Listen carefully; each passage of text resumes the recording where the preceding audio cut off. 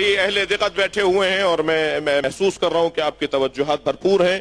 علامہ سید علی نقی نقّن اللہ مقامہ کا بڑا حسین جملہ ہے، وہ فرماتے ہیں کہ اللہ کے وجود پر دلیلیں تو انگنت ہیں، ایک نہیں لاکھوں کروڑوں، جو دلیل آپ 50 آپ بنائیں گے، 200 آپ بنائیں گے، 600 آپ بنائیں گے، اور پھر ساری دنیا کا ایک ایک فرد ہزار دلیلیں اللہ کے وجود پر لے آئے گا، مگر ساری دلیلیں ایک طرف اور عصر عاشور حسین کا اطمینان دلیل خدا ایک طرف۔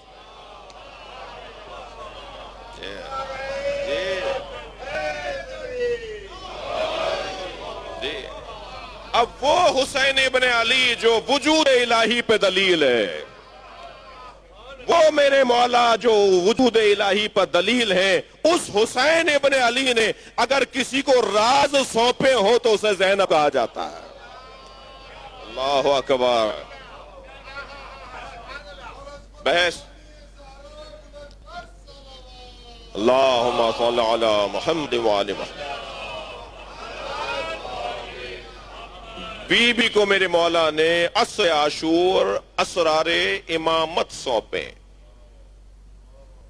سنگین بات ہے، سنگین بات ہے، اس کو جو ہے وہ ہضم کرنا بہت مقدمہ چاہیے، اس کے لیے صحت کاملہ چاہیے، ورنہ بیمار آدمی ہضم نہیں کر پائے۔ صلوات پڑھے ذرا محمد و آل محمد پر۔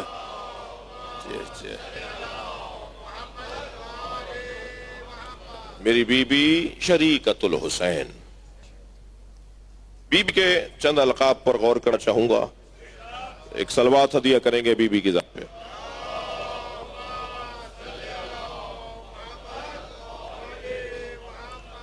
عزیزان گرامی، سیدہ کے بی بی کے 61 القاب بیان کیے گئے۔ میں نے حضرت ابوالفضل عباس علیہ السلام کی جو خدمت میں حاضری دی تھی آپ کے ساتھ مل کر ابھی 2 دن پہلے، تو اس میں نے عرض کیا تھا کہ 12 قلمدان حضرت عباس کے پاس تھے۔ یہ سیدہ زینب کی عظمت بتا رہی ہے کہ ان کے 61 القاب ہیں، مگر یقیناً ان 61 القاب کے اوپر جنہیں غور کرنا ہے، میں ان کے لیے اشارہ عرض کر رہا ہوں کہ وہ زیارت نامہ جا کے پڑھیں۔ بی بی زینب کا جب زیارت نامہ جا کے پڑھیں گے آپ، جو شام میں سیدہ زینب کا زیارت نامہ بی بی کے روزے پہ رکھا ہوتا ہے، وہ آپ کے یہاں مفاتیح الجنان میں بھی ہے اور آپ کو نیٹ سے بھی مل جائے گا، تو بہت ہی آسان ہو گئی ہیں باتیں۔ تو ان میں جو بی بی کے القاب لکھے گئے ان پہ غور کریں تو یہ تعداد بنتی نظر آتی ہے، مگر یہاں میں چند القاب کی طرف آپ کی توجہات کو مبذول کرنا چاہوں گا۔ بی بی کے القاب میں ایک حسین ترین لقب ہے نائبۃ الزہرا۔ تھوڑا سا گردن ہلاتے رہیں گے تو آپ کو بھی میری ہمراہی نصیب ہو جائے گی۔ جی، نائبۃ الزہرا، سیدہ زہرا کی نائبہ۔ نائب وہ نہیں ہو سکتا کہ جس میں منوب کی صفتیں نہ ہو۔ توجہ کر رہے ہیں؟ تھوڑی سی تشریح، صلوات پڑھے گا محمد و آل محمد۔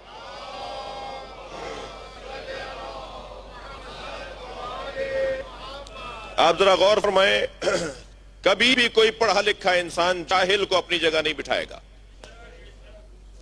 کبھی بھی کوئی حکیم انسان کسی مریض کو اپنی جگہ نہیں بٹھائے گا، کبھی بھی کوئی منصف اور انصاف فراہم کرنے والا کسی مجرم کو اپنی جگہ نہیں بٹھائے گا۔ یہ قاعدہ قانون ہے کہ جو جس کو اپنی جگہ پر بٹھا رہا ہے، جو جس کی جگہ پر آ کے بیٹھ رہا ہے، اسے یا اس جیسا مانے یا اوروں سے افضل مانے، یا اس جیسا مانے یا اوروں سے افضل مانے۔ ایک جلوہ دکھا رہا ہوں میں آپ کو، جب سیدہ زہرا آتی تھی تو نبی کھڑے ہو جاتے تھے، ہاتھوں کا بوسہ دیتے تھے، اپنی جگہ بٹھاتے تھے، اور پھر اپنی جگہ بٹھانا کا مطلب یہ ہے کہ یا ان جیسی ہیں سیدہ زہرا، یہ نبی جیسی ہیں، یا نبی کے بعد ان جیسا کوئی نہیں ہے۔ صلوات پڑھے محمد و آل محمد پر۔ جی، اور اس سے بڑی مثال ہے، انی جائل فی الارض خلیفہ، میں زمین پر خلیفہ بنا رہا ہوں۔ کسے؟ حضرت آدم کو۔ کون بنا رہا ہے؟ اللہ۔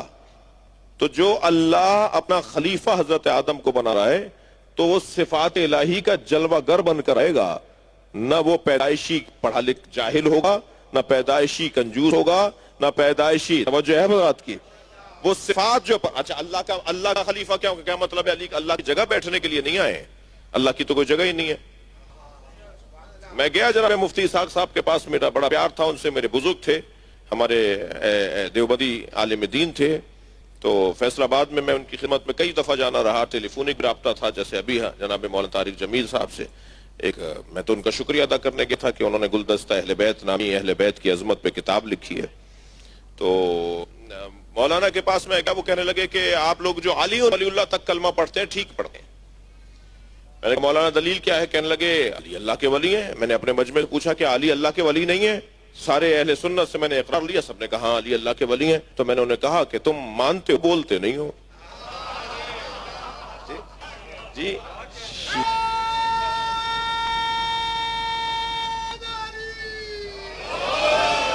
میں نے کہا مفتی صاحب ہم تو خلیفتہ بلا فصل بھی کہتے ہیں۔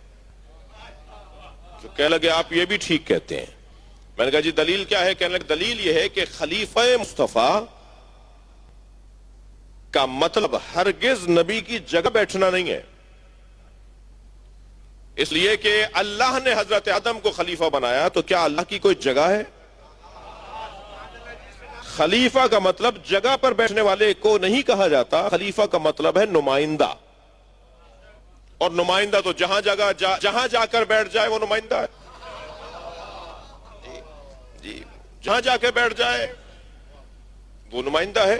تو حضرت علی نبی کے خلیفہ ہیں، اور وہ جو 3 دور گزرے ہیں ان تینوں دوروں میں بھی علی ہی خلیفہ ہیں۔ صلوات پڑھیں گے محمد و آل محمد پر۔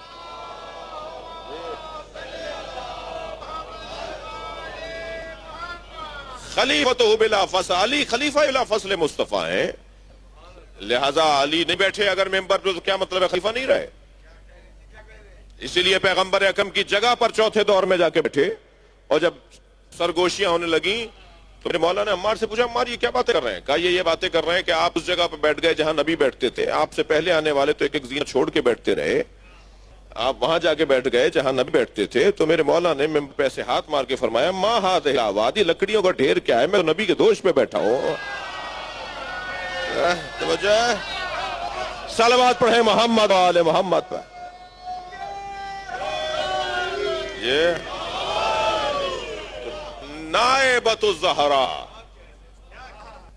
اب میں آپ سے اور تھوڑی سی دقت چاہوں گا عزیزو، نبی کی جگہ بیٹھنے والی کو زہرا کہتے ہیں، زہرا کی جگہ بیٹھنے والی کو زینب۔ نائبۃ الزہرا، بی بی زینب کے لقبوں میں ایک لقب نائبۃ الزہرا۔ نائبۃ الزہرا کا تشریحی لقب ہے ثانی زہرا، یہ تشریحی لقب ہے، یعنی ہم کبھی کہیں گے جناب زینب کو نائبۃ الزہرا اور کبھی کہیں گے ثانی زہرا، ثانی دوسری۔ البتہ میں مطالعہ کر رہا تھا تو ایک عارف کا ایک پہلو، ان کی فکر کا ایک پہلو تھا، وہ فرمانے لگے کہ نائبہ میں اور ثانی میں فرق ہے۔ نائبہ اور ثانی کے اندر ایک ظریف سا فرق یہ ہے کہ ثانی اول کے بعد کا مرحلہ ہے اور نائبہ اول ہی کا مرحلہ ہے، یعنی ابھی اول ختم ہی نہیں ہوا، ابھی وہی وجود باقی ہے، اس لیے نائبہ کہلائے گا، ثانی ایک دوسرا مرحلہ۔ بی بی کے القاب میں ایک لقب عدیلۃ الخامس، بی بی کا لقب تھک تو نہیں رہے، عدیلۃ الخامس، 5 ہستیوں کی عدیلہ، جی 5 ہستیوں کی عدیلہ۔ اچھا عدیلہ اور عادلہ میں فرق ہے۔ عادل برابر والے وجود کو کہا جاتا ہے۔ آپ ایک ترازو میں مثال کے طور پہ بادام ڈال دیجئے، ایک ترازو میں 1 کلو کا باٹ رکھ دیجئے، تو یہ جب تک اس 1 کلو کے باٹ کے برابر وہ بادام نہیں ہوں گے آپ کو ڈالنا پڑے گا، اور آپ ڈالتے ڈالتے حتیٰ ممکن ہے کہیں جا کر 1 دانہ ڈالنا پڑے جو اس کے بالکل برابر آ جائے، تو اسے اس کا عادل اور اسے اس کا عادل کہا جاتا ہے۔ پھر اسے معادلہ بھی کہا جاتا ہے، پھر اسے معدل بھی کہا جاتا ہے، اس خاندان کے الفاظ ہیں۔ ادیب حضرات بیٹھے ہیں تو مجھے تو خربوزے کو دیکھ کے خربوزہ رنگ پکڑتا ہے، تو مجھے تھوڑا سا شوق بھی ہو رہا ہے کہ ذرا ان کے سامنے بات کر لوں کہ جو برابر کا وزن ٹھیک ہے. اور بعض اوقات کیا اکثر اوقات آپ نے بادام کے تولنے کے لیے آپ نے باٹ رکھے نا، تو کیا یہ باٹ کی قیمت بھی اتنی ہے جتنی بادام کی ہے؟ جی اس کی بھی وہی حیثیت ہے جو بادام کی ہے، اس کی وہ حیثیت نہیں ہے جو بادام کی ہے. یہ تو پرکھنے کے لیے، تولنے کے لیے، سمجھنے کے لیے کہ اس کا وزن کتنا ہے، یہ اس کے برابر نہیں ہے، اس کی کوئی حیثیت برابر نہیں ہے. لیکن جسے عدیل کہا جائے گا وہ ہے کہ جن کی حیثیت برابر ہو. مثال کے طور پر صلوات پڑھے ذرا محمد و آل محمد. جی بڑی عنایت آپ کی توجہات کا شکر گزار ہوں. مثلا اس ترازو میں آپ نے بادام ڈالے اور اس ترازو میں آپ مثلا اخروٹ ڈال دیں، کچھ قریب ذہن کرنے کے لیے اثر رہو، تو کہا جائے گا یہ عدیل ہے دوسرے کے، یعنی جو قیمت اس کی ہے وہی قیمت اس کی ہے، ایسے ہی ہے. لیکن اگر اس کو ہٹا دیا جائے تو یہ عدیل نہیں ہے، یہ ترازو ہے، پلڑا ہے، مثال کے طور پر ویٹ ہے، وزن ہے. اچھا یہیں ایک جملہ کہہ دوں کہ انسان کو اپنی قدر اور اپنی قیمت کا بھی پتہ ہونا چاہیے. اسے اپنے مکان کی قیمت تو پتہ ہے، اسے اپنی گاڑی کی قیمت تو پتہ ہے، اسے اپنی زمین کی قیمت تو پتہ ہے. یہ تو بتا دیتا ہے یہ گھڑی میں نے جو پہنی ہوئی ہے وہ 1 لاکھ روپے کی ہے. یہ تو بتا دیتا ہے جو پین میری جیب میں لگا ہوا ہے وہ مثال کے طور پہ چاندی کا اور سونے کا ہے. لیکن کبھی یہ تو بتائے کہ میں کتنے کا ہوں، کبھی اپنی قیمت بھی تو بتائے نا، اسے اپنی قیمت بھی تو پتہ ہونی چاہیے. اب ہماری قیمت ہمیں کیسے پتہ چلے گی؟ ہماری قیمت ہمیں اس وقت پتہ چلے گی جب ہم ان سے جڑیں گے جو اپنی قیمت کو جانتے تھے. بھائی بے قیمت جملہ بے قیمت لوگوں سے جڑنے والے بے قیمت ہوتے ہیں، قیمتی وجوہوں سے جڑنے والوں کی قیمت ہوتی ہے. صلوات پڑھے محمد و آل محمد پر. جی جی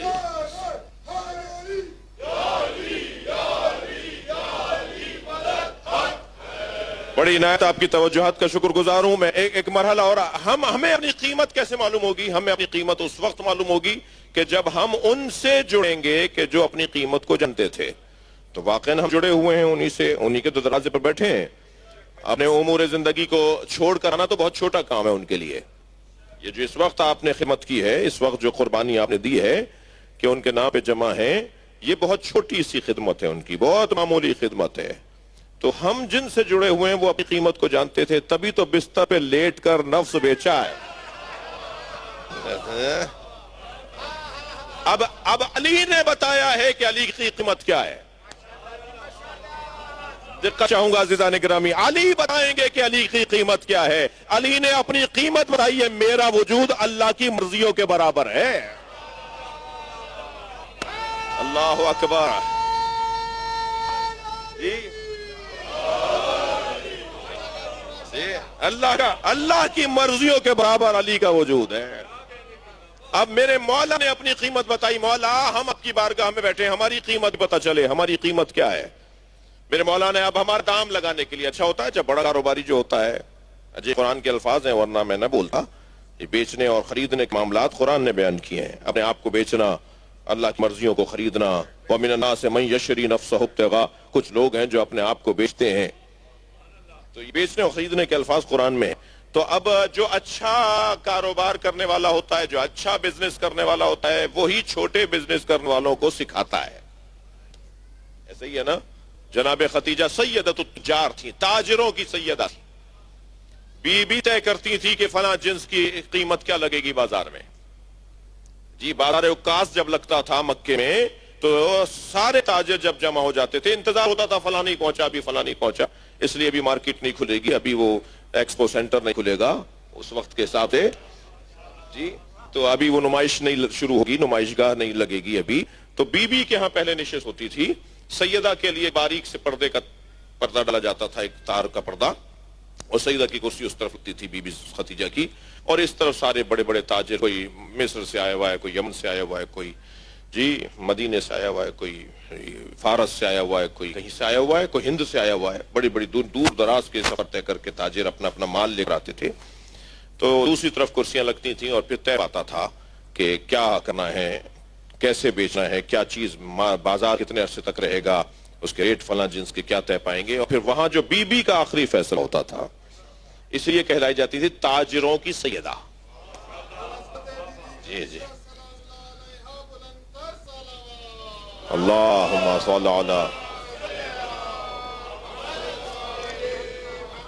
شکر گزار ہوں آپ کا، میں کچھ منزل پر آپ کو لے کر آ رہا ہوں۔ اب بھی جیسے بی طے کرتی تھی نا، ایسے ہی اللہ سے جب کاروبار کرنے والا وجود ہے وہ جناب امیر المومنین کا وجود ہے۔ یہ گھرانہ سارا اللہ سے کاروبار کرتے ہیں، ان کا کاروبار اللہ سے ہوتا ہے۔ تو جو اچھا کامیاب تاجر ہوتا ہے وہی پھر چھوٹے تاجروں کو سکھا رہا ہے کہ کیسے تمہیں اپنے ریٹ لگانے ہیں۔ اب میرے مولا فرماتے ہیں کہ خبردار اپنے آپ کو لا تبی نفسک، اپنے نفس کو نہ بیچنا الا الجنہ، کم سے کم جنت کے عوض۔ تمہاری کم قیمت میں بتاتا ہوں، محنت کرو زیادہ لگوا لینا۔ میرے مولا نے ہماری کم سے کم قیمت بتائی ہے، اس سے نیچے آؤ گے تو خسارے میں رہو گے، اس سے کم بچو گے اپنے آپ کو تو خسارے میں رہو گے۔ زیادہ سے زیادہ تمہاری قسمت، زیادہ سے زیادہ تمہاری محنت، زیادہ سے زیادہ تمہارا شوق۔ میرے مولا نے فرمایا خبردار اپنے آپ کو نہ بیچنا الا الجنہ، جنت سے کم۔ مولا یہ تو آپ نے کم سے کم قیمت بتائی ہے، زیادہ سے زیادہ کیا ہے؟ جب نہیں آواز آئے زیادہ سے زیادہ وہی ہے جو میری لگی ہے۔ مجھ سے زیادہ قیمت کس کی لگی ہے؟ مجھ سے زیادہ قیمت، سب سے زیادہ قیمت میری لگی ہے کہ میں نے اللہ کی مرضیوں کو خرید لیا ہے۔ اب ذرا اس آیت کریمہ کو جو سورہ زمر کی آیت ہے اس پر توجہ کریں۔ آیت کہتی ہے کہ جب جنت کی طرف جنتیوں کو لے جایا جا رہا ہوگا تو وہ نہیں جائیں گے، انہیں دھکا دے کر لے جایا جائے گا۔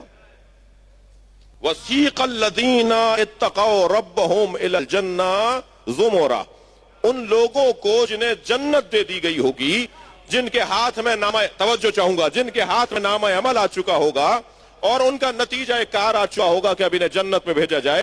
سورہ زمر میں آیت یہ کہہ رہی ہے انہیں دھکا دے دے کے لے جایا جائے گا، وہ جنت میں نہیں جا رہے ہوں گے۔ بھائی دوزخ میں دھکا دے کے لے جایا جائے گا تو سمجھ میں آتا ہے، جنت میں دھکا دے کر لے جایا جائے گا یہ کیسے سمجھ میں آئے گا؟ تو کم سے کم یہ طے ہو گیا کہ جنت ان کی کم قیمت لگی ہے۔